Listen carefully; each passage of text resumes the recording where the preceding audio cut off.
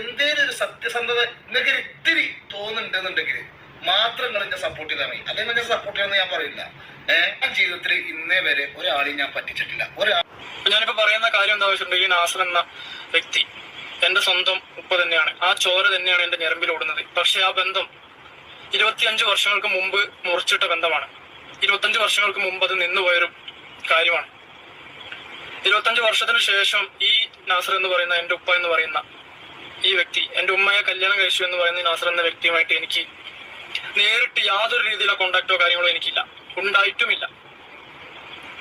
പല രീതിയിലുള്ള കാര്യങ്ങളാണ് ഈ പലരും പറഞ്ഞു പരത്തുന്നതും പലരും ചെയ്യുന്നതും. ഇപ്പൊ എന്റെ നാട്ടിൽ എന്റെ വീടിന്റെ അടുത്തുള്ള എന്റെ അയൽവാസികളോടും അന്ന് എന്റെ ഉമ്മയെ കല്യാണം കഴിച്ചു കൊടുത്ത ആളുകളോടും അതുപോലെ തന്നെ എന്റെ വീടിന്റെ അടുത്തുള്ള ആളുകളോടും ഈ പറഞ്ഞ വ്യക്തിയെ ഞാൻ കാണുന്നത് KL ബിജു എന്ന് പറയുന്ന ഒരു വ്യക്തിയുടെ യൂട്യൂബ് ചാനലിലാണ് പിന്നെ ഞാൻ ഈ മനുഷ്യനെ കാണുന്നത്. വളരെ സാമ്പത്തികമായിട്ട് ഞെരുക്കത്തിൽ കുടുങ്ങി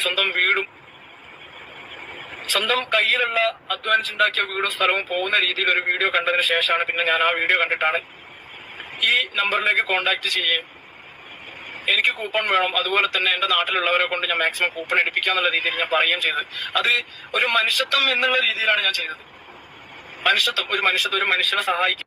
ഇവരെ പോലുള്ളവരൊക്കെ ലക്കി ഡ്രോ എന്നൊക്കെ പറഞ്ഞ് നാട്ടുകാരെ പറ്റിക്കുന്ന, അവരെ ഇന്ന് പൈസ അടിച്ച് മാറ്റുന്നു, ഇങ്ങനത്തുള്ള കാര്യങ്ങളൊക്കെ നടക്കുന്ന സമയത്ത് ഇത് ആൾക്കാർ വെളിയിലേക്ക് കൊണ്ടുവരികയാണ് ചെയ്തിട്ടുണ്ടായിരുന്നത്. വീഡിയോസ് വഴി ഇവരെ മൊത്തം വെളിയിലാക്കിയ സമയത്ത് ഇവരെ സപ്പോർട്ട് ചെയ്യും കുറേ ആൾക്കാർ. ഇവരെ സപ്പോർട്ട് ചെയ്യണമെന്ന് പറഞ്ഞ് വരുന്ന ഇവർ തന്നെ പറയുന്നുണ്ട്, ഞങ്ങളെ സപ്പോർട്ട് ചെയ്യണം, ഞങ്ങളൊന്നും ചെയ്തിട്ടില്ല, അങ്ങനെയെന്ന്. അതൊക്കെ നോർമലാണ്. അത് പിടിക്കപ്പെട്ടു എന്നുള്ള കാര്യം മനസ്സിലായ ഉടനെ വരുന്നതാണ്. എന്ന് പറഞ്ഞിട്ട് ഇവരെ സപ്പോർട്ട് ചെയ്യുന്ന കുറേ അധികം ആൾക്കാരുണ്ട്, ഇവരൊന്നും ചെയ്തിട്ടില്ല എന്നുള്ളൊരു കാര്യം. ഇതിനെപ്പറ്റി ഞാൻ കഴിഞ്ഞ ദിവസം ഒരു വീഡിയോ ഇട്ട സമയത്ത് അതിൻ്റെ താഴെ വന്ന് കുറേ അധികം കമൻസ്, പുള്ളിക്കാരൻ നല്ലതാണ്, നിങ്ങളൊക്കെയാണെന്നൊക്കെ പറഞ്ഞ് കുറേ അധികം കമൻസും കാര്യങ്ങളൊക്കെ വന്നിട്ടുണ്ടായിരുന്നു. ഇങ്ങനെ ആൾക്കാരെ പറ്റിച്ച് കാശുണ്ടാക്കി ഇവരൊക്കെ എന്തിനാണ് നിങ്ങൾ നല്ലതെന്ന് പറയുന്നത്? നിങ്ങളെപ്പോലുള്ള കുറേ അധികം പാവപ്പെട്ടവരെ ക്യാഷാണ് ഇവർ മുക്കിയത്. അത് നിങ്ങൾ ആ വീഡിയോ ഒക്കെ കണ്ടിട്ടുണ്ടെങ്കിൽ നിങ്ങൾക്ക് അറിയാൻ പറ്റും ഈ ഒരു വ്യക്തി എങ്ങനെയാണ് ആ ഒരു നറുക്കെടുക്കുന്നതെന്നുള്ളൊരു കാര്യം.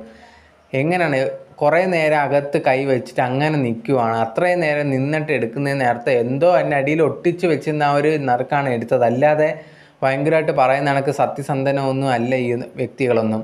ഈ പുള്ളിക്കാരനൊക്കെ ചെയ്ത് തെറ്റാണ് ആൾക്കാർ ചൂണ്ടിക്കാട്ടുന്നത്. ആ കാണിച്ചപ്പോഴത്തേന് കുറേ പേർക്കുണ്ടെങ്കിൽ ഈ വ്യക്തി നല്ലതാണ്, നിങ്ങളാണ് തെറ്റിദ്ധരിച്ചത് എന്നൊക്കെ പറഞ്ഞ് സപ്പോർട്ട് ചെയ്ത് വരുന്നത്. തെറ്റ് ചെയ്താൽ നിങ്ങൾ ഇഷ്ടപ്പെടുന്ന വ്യക്തിയായിരിക്കും, തെറ്റ് ചെയ്താൽ തെറ്റെന്ന് തന്നെ പറയണം. അതിൽ ഒരു മാറ്റമില്ല. കാരണം എത്രയോ പേരെ പറ്റിച്ചിട്ടാണ് ഇതുപോലത്തുള്ള കാര്യങ്ങൾ ചെയ്തത്.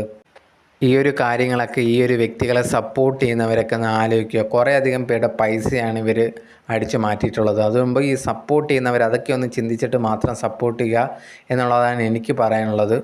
നിങ്ങളുടെ അഭിപ്രായം എന്താണ് എന്നുള്ളത് കമൻറ്റ് ബോക്സിൽ കമൻറ്റായിട്ട് രേഖപ്പെടുത്തുക.